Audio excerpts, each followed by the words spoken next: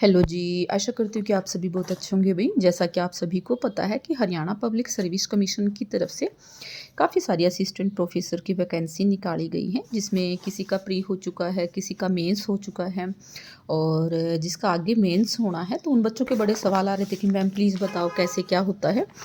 तो जो आपको आंसर शीट मिलती है वहाँ पर एक बुकलेट आपको क्वेश्चन की मिलती है और एक बुकलेट आपको जो है आंसर की मिलती है। तो उसमें क्या होगा, मान लीजिए ये आपका क्वेश्चन इस बुकलेट में लिखा हुआ है इस तरीके से, ये एक पेज, फिर ये दो पेज, ये तीन पेज और ये चार पेज। ठीक है, इस प्रकार से एक के लिए जैसे ये आपका जो है इस तरीके से होंगे। देखो भाई, यानी कि आप ये मान सकते हैं कि खड़े दो पेज, ठीक है, खड़े दो पेज आपके होंगे। अब आपको एक चीज़ दिखा दूँ भाई, ज़रूरी नहीं है कि आपको चार के चार पेज भरने हैं, क्योंकि चार के चार पेज अगर आप भरोगे तो आपको बहुत ज़्यादा टाइम लग जाएगा। जैसे अब ये क्वेश्चन था, अशोक का धम्म किसे कहते हैं?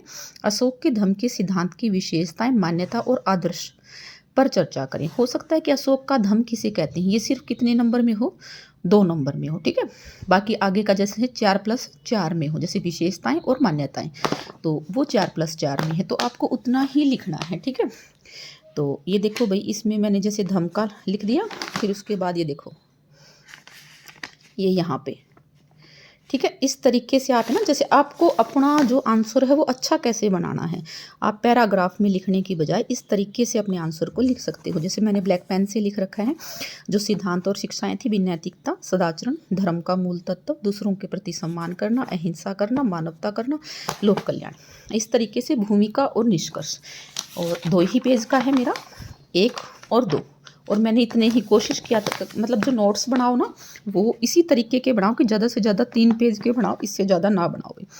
जैसे अभी ये था, गांधार शैली का या स्थापत्य कला का वर्णन करें।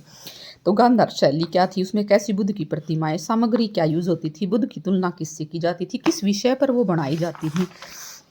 फिर उसके बाद देखो, जो गांधार की विशेषताएं हैं शैली की, अगर मैं इनको खोल के लिखती ना तो बहुत ज़्यादा पेज भी भर जाते, लेकिन टाइम भी उतना ही खराब होता भाई। तो मैंने इसमें लिख दिया, यूनानी भारतीय शैली का मिश्रित प्रभाव है, बुद्ध के जीवन की घटनाएं विषय की गई हैं, बुद्ध के शरीर को यथार्थ रूप में दिखाया गया है, अनुपम नक्काशी की गई है पारदर्शिक वस्त्र द्वारा जिसमें सिलवटें पड़ी हुई हैं। ठीक है, मानव शरीर की सुंदर रचना तथा मांसपेशियों को दिखाया गया है। मतलब इस तरीके से जो है इस क्वेश्चन को मैंने बनाया है, और यहाँ पे मैंने निष्कर्ष लिख दिया। काफ़ी सारे कैंडिडेट के मैसेज आ रहे थे कि मैम प्लीज़ जो आपका असिस्टेंट प्रोफेसर वाला मेंस का एग्ज़ाम होना है ना, उसके नोट्स के रिगार्डिंग। दूसरा भाई, काफ़ी बच्चे पूछ रहे थे कि मैम जो राइटिंग है वो कितना मैटर करती है। तो राइटिंग मैटर करती है भाई, आपको बता दूं, अगर आपकी राइटिंग अच्छी है और आपने कंटेंट भी अच्छा डिलीवर किया है तो आप टॉपर हो सकते हैं। लेकिन ये ज़रूरी नहीं है कि अगर आपकी राइटिंग गंदी है तो आपका पेपर क्लियर नहीं होगा। मेरी राइटिंग बहुत ज़्यादा गंदी है, ये तो मैंने बहुत आराम से लिखा हुआ है, तब मेरी राइटिंग ऐसी आ रही है।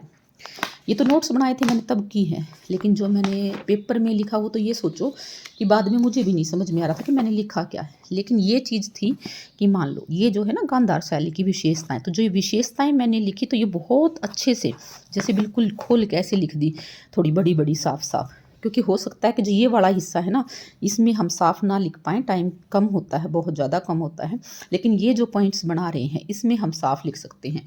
इसलिए राइटिंग मैटर करती है, उसमें आप टॉपर बन सकते हो। अगर आपकी राइटिंग अच्छी है तो प्लस पॉइंट है, ये नहीं बोलूँगी नेगेटिव है, तो वो आपका प्लस पॉइंट है। लेकिन ये बिल्कुल भी नहीं है कि जिसकी राइटिंग अच्छी नहीं है उसका नहीं होगा, ये बिल्कुल गलत है भाई। मेरी राइटिंग बिल्कुल बेकार थी, लेकिन पूरी क्लास में जिस रूम में मैं बैठी थी उस रूम में मैं टॉपर थी। ठीक है, तो ये कोई ज़रूरी नहीं है। आप अपना ये देखो, जैसे अभी आपको अलग अलग किसी भी, जैसे कि अलग अलग एंगल से बना दो। जैसे मथुरा शैली की प्रमुख विशेषताएं थी, यहाँ मैंने ऐसे फ्लावर टाइप सा बना दिया। ठीक है, ये देखो, ये अभिलेख हो गए, शिलालेख, अभिलेख भी, जैसे शिलालेख को फिर 2 भागों में बांटा था। इस तरीके से ना आपको अपने क्वेश्चन को बढ़िया करना है भाई। और अगर आपको ये लगता है ना कि भाई कैसे, तो ऐसे ऐसी तो मैंने ना पता नहीं कितने 4 और 5 जो रजिस्टर है वो भर रखे थे, जो मैंने खुद अपनी नोट्स बढ़ाए हुए थे। ये देखो, ठीक है, इस तरीके से ब्लैक और ब्लू, सिर्फ 2 पेन आप यूज़ कर सकते हैं, दूसरी आपको नहीं लेनी है भाई। ठीक है, और मतलब आप है ना बहुत अच्छे से आपको अपने नोट्स बनाने हैं, साथ के साथ तैयारी करते जाना है और कोशिश करें कि फैक्चुअल डाटा आप उसमें डालने की कोशिश करें, ठीक है। तो इस तरीके के नोट्स आपको बनाने हैं। सेम आपको जो आंसर शीट मिलेगी, एक लाइन यहाँ लगी हुई है, एक लाइन यहाँ लगी हुई है, इस तरीके से ऊपर क्वेश्चन है।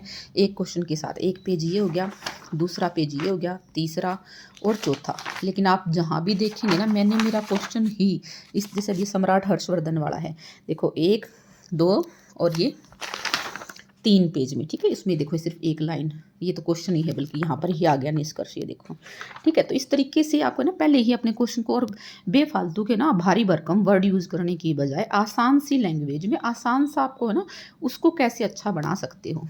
और मैंने इसी तरीके से किए थे, ब्लैक ब्लू पेन यूज़ किया था, डबल अंडरलाइन किए थे। तो इस तरीके से दूसरा भाई जिसके भी प्री का पेपर अगर आपको खुद को देखो, दूसरा कोई नहीं बता सकता कि आपको मेरिट कितने जाने वाली है, कोई भी हो, चाहे कितना ही बड़ा ज्ञाता हो, क्योंकि किसी को नहीं पता भाई कि मेरिट कितनी जाएगी। लेकिन एक चीज़ आपको बोलूँगी, अगर आपका मन ये कहता है,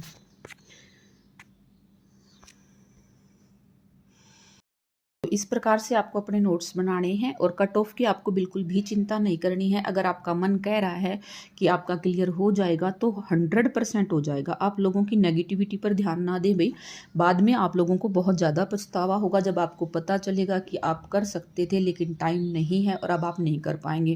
क्योंकि जो रिज़ल्ट है उसमें ये मान के चलिए आप महीना सवा महीना लग जाता है, कभी कभी महीने में आ जाता है, 27-28 दिन में आ जाता है, और कभी कभी भाई सवा महीना भी लग जाता है। तो अब फिर उसके बाद आपका, क्योंकि मेंस की डेट आपको पहले से ही दी हुई है और जो डेट दी हुई है उसी पे एग्ज़ाम होगा, तो उस चीज़ में फिर आपको बहुत ज़्यादा नुकसान होता है। क्योंकि नोट्स, और दूसरी बात भी, औरों का मेरे को पता नहीं, मैं तो है ना खुद के नोट्स से ही कर सकती हूँ, क्योंकि दूसरों की लैंग्वेज मुझे समझ में ही नहीं आती। तो आसान लैंग्वेज में, जैसे ना देखो अब इतना आसान मतलब बना रखा है। अब इसको देखो, महान सम्राट हर्षवर्धन का इतिहास पर चर्चा करें, जिनका इतिहास कैसा था। तो भूमिका, ईसा की 6ठी शताब्दी में एक शक्तिशाली राज्य था थानेश्वर, जिसका महान शासक था हर्षवर्धन। यह भारत का आखिरी महान हिंदू राजाओं में से यह एक था। मतलब इसमें याद करने वाली ऐसी कोई मतलब ऐसी लैंग्वेज मैंने यूज़ नहीं की कि बाद में मुझे याद ही ना हो, ठीक है। तो इस तरीके की लैंग्वेज आपको यूज़ करनी कि बाद में आप आराम से कर पाए।